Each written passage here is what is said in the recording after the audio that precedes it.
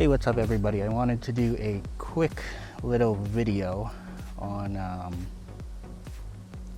helping you choose your first kayak. Today we're going to talk about hull design, and we're going to talk about the 4 different models that we have here and the difference there is in the design of the hull. Specifically, we're going to flip these over in a minute here and look at the underside. But right now we have, this is a Lifetime kayak. This is the Zenith 100. Next to it we have a Lifetime Payette 116. In the middle here we have an Old Town Otter, another Payette 116, and on the end we have the Trailblazer 100 by Pelican. All these are less than 300. I don't remember exactly what the list is on each of them, but I know they're all under 300, and they're all very good on the water, but there is a little bit of difference when it comes to how they handle and their feature set. So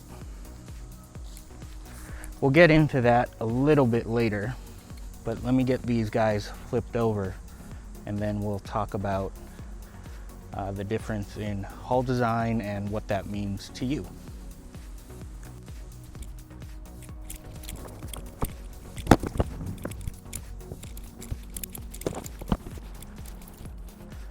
Okay, now that we've got the 4 different kayaks flipped over, you'll notice that if you look here on the different designs, you'll see that the bottoms kind of look different, and that's going to affect how they handle when you're out on the water. So we'll start with the Old Town. This is probably my oldest kayak, and you notice that it is completely smooth on the bottom.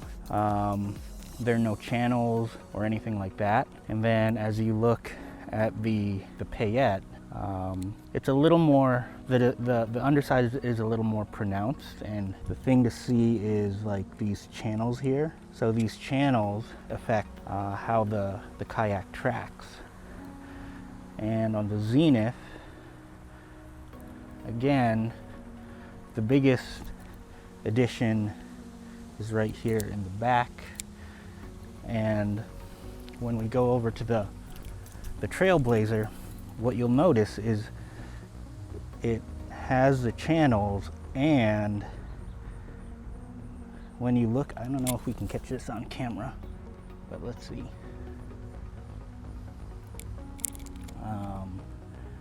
You can kind of see that on the left, we have the center, the left and the right, they're all a little raised. So let's kind of talk about what that means for the design and how it's going to handle. So this kayak right here, the Otter, when it's on the water, it's going to track probably the worst. And I don't mean worst as in it doesn't track at all, but it's going to require you to help keep the direction of the kayak where you want it to go while you're paddling. And that's because what these channels do is as the water passes through the underside of the kayak, it helps it stay in more of a straight line. So it's really easy to turn in this kayak, and you know, once you're on the water, you'll see that turning is relatively easy. But if you were in something more like this Otter, it would turn very easily. Next would be this Payette, because it helps it go really straight. But when we move to the Zenith, you notice that it's raised, unlike the other 2 kayaks in this section here. And what this helps it do is also, it does help it track straight, but it also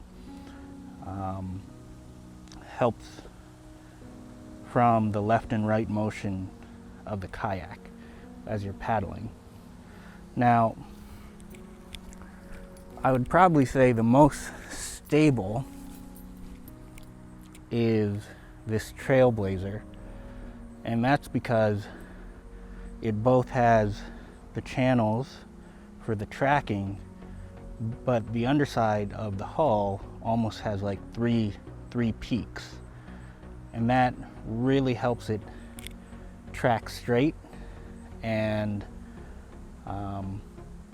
there's a major difference. This is probably the newest of the kayaks. By age, this is my oldest one. The Payettes are next, and then the Trailblazer and the Zenith are the newest addition. The Zenith isn't actually my kayak, I just have it. I'm going to be installing some aftermarket accessories on it, so that's why I have it here. But when you're choosing your first kayak, things to think about are, how experienced of a paddler are you? This one, something like this, will require a lot of management. This is a little less management, but when you get to the hull designs of these newest two, they really help you, especially if you're starting out with kayaking. I think this is listed, the listed feature on the Payette, I think. Correct me if I'm wrong. If you look it up, leave a comment below, but it's kind of like a tri-hull design. But really, if you are going to say any of these have a tri-hull design, it's probably this Trailblazer right here. So if you're looking for a kayak, all of these are excellent options depending on your level of experience paddling. But if you're really new to the sport, the Trailblazer, I can tell you from experience, is a really good kayak to go with. Whenever I go out with folks and they're borrowing a kayak, I always send them on the Trailblazer and I jump in one of these other ones. So that is my little bit on hull design. I hope you found this a little bit helpful if you're looking to pick up your very first kayak. If you found some value, please like and go ahead and hit that subscribe button for more info on how to upgrade your kayak and different reviews on a bunch of different kayaks themselves. I'll catch you later, guys. Thanks.